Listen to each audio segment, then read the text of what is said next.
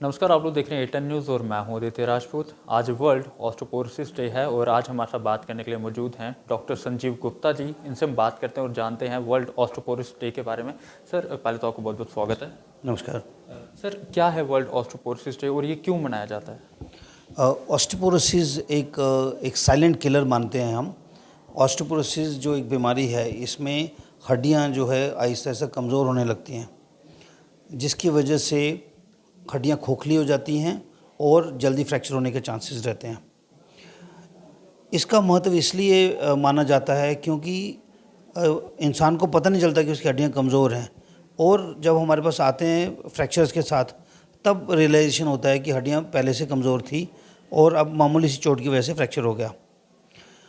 Osteoporosis की awareness को बढ़ाने के लिए एक सोसाइटी ने 1996 में पहली बार ये वर्ल्ड ऑस्टियोपोरोसिस डे मनाया, और इस वर्ल्ड ऑस्टियोपोरोसिस डे को मनाने का उद्देश्य ये है कि लोगों को जागरूक करना कि ये एक ऐसी बीमारी है जिसका हम प्रिवेंशन कर सकते हैं, हड्डियों को हम अपना मजबूत कर सकते हैं थ्रू अवेयरनेस, अलग तरह से अवेयरनेस प्रोग्राम्स करके, प्रिकॉशंस लेकर के, और सोसाइटी में सबको जागरूक करके कि ऑस्टियोपोरोसिस की बीमारी से कैसे बचा जाए।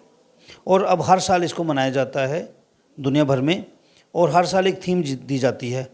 इस साल की थीम है step up for good health. इसलिए आज का दिन हम मना रहे हैं। ऑस्टियोपोरोसिस की जो बीमारी है, 50 साल की उम्र के बाद 1 in 3 वेमेन को और 1 in 5 मेन को इसके फ्रैक्चर्स होने की रिस्क रहती है। ऑस्टियोपोरोसिस जो है ये साइलेंट किलर है, स्पेशली ओल्ड एज के पेशेंट्स में। और जो ऑस्टियोपोरोसिस के पेशेंट्स हैं, उनको जो फ्रैक्चर्स अगर होते हैं, उनको हॉस्पिटल से रिकवरी में ज़्यादा टाइम लगता है। इसीलिए ऑस्टियोपोरोसिस की प्रिवेंशन अगर होगी तो हम ज़्यादा स्वस्थ रहेंगे, और अगर अस्पताल में आए तो जल्दी वहाँ से डिस्चार्ज होंगे। सर, अगर बात की जाए तो ये ऑस्टियोपोरोसिस जो बीमारी है ये किस तरह से लगती है और इसके बचने के क्या प्रिकॉशंस है सर? ऑस्टियोपोरोसिस जो है ये बोन की जो नॉर्मल साइकिल है, हम देखते हैं कि 25 साल की उम्र तक हमारी बॉडी का मैक्सिमम बोन मास होता है। हम बोलते हैं जो बॉडी का जो बोन डेंसिटी है, 25 साल की उम्र तक हम मैक्सिमम अचीव कर सकते हैं। उसके बाद 25 से 35 साल की उम्र तक ये मेंटेन रहता है, और 35 साल की उम्र के बाद आहिस्ता आहिस्ता हड्डियाँ जो हैं कमज़ोर होना शुरू हो जाती हैं। तो जो हड्डियों का जो बैलेंस होता है, हड्डी बनना और हड्डी सूखने का जो बैलेंस है, ये डायनामिक बैलेंस है। 35 साल की उम्र के बाद हड्डियाँ बनती कम हैं, सूखती ज़्यादा हैं। विद पैसेज ऑफ टाइम हड्डियाँ कमज़ोर होने लगती हैं। इस प्रोग्राम के ज़रिए हम दुनिया में सबको ये जागरूक करने की कोशिश करते हैं, स्पेशली एडोलेसेंट्स को, बच्चों को, स्टूडेंट्स को, कि अपना maximum peak bone mass achieve कर लीजिए 25 साल की उम्र तक, ताकि आगे जाकर जब हड्डियाँ कमज़ोर भी हों तो मैक्सिमम पीक बोन मास से थोड़ा हिस्से से हड्डियाँ कमज़ोर होने लगेंगी, तो उतनी ऑस्टियोपोरोसिस नहीं होगी। ऑस्टियोपोरोसिस के कई कारण हैं। एक तो एजिंग हो गई, दूसरा जो कुछ बीमारियां हैं जैसे डायबिटीज़ हो गई, प्रॉपर डाइटरी डेफिशिएंसी, न्यूट्रिशन की डेफिशिएंसी हो गई, गलत food habits, junk foods, then smoking हो गई। स्मोकिंग से हड्डियाँ बड़ी कमज़ोर होती हैं।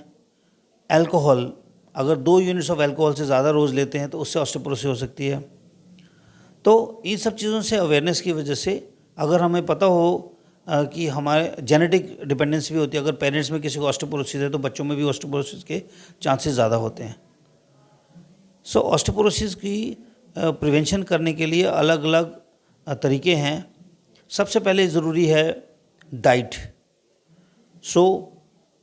विटामिन डी, कैल्शियम और मिनरल्स की रिच डाइट लेनी चाहिए, जैसे milk products, rich protein diet लेनी चाहिए। मिल्क प्रोडक्ट्स हो गए जैसे दही हो गया, फल हो गया, सब्जियां हो गई, पनीर हो गया, पल्सेस हो गई, ये सब हमें पर्याप्त मात्रा में लेनी चाहिए। दूसरा, हमें अपना वज़न का संतुलन करना चाहिए, ताकि bone mineral body mass index जो हम बोलते हैं वो एक बैलेंस रहे। 25 से 35 के बीच में हम कहते हैं कि ओबेसिटी नहीं होना चाहिए। मोटापा भी जो है ऑस्टियोपोरोसिस का एक कारण होता है। दूसरा, हमें एक्सरसाइजेज पे फोकस करना चाहिए।